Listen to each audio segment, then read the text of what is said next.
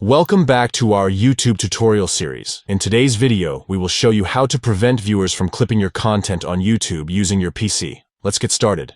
Step 1. Open YouTube Studio. Sign in to your YouTube account and navigate to YouTube Studio, where you manage your channel.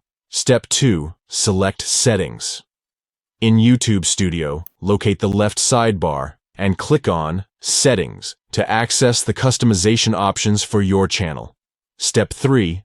Click Channel. Within the Settings menu, choose Channel to proceed with channel-related settings.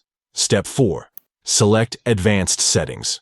Now, you'll need to select Advanced Settings to access more specific options for your channel.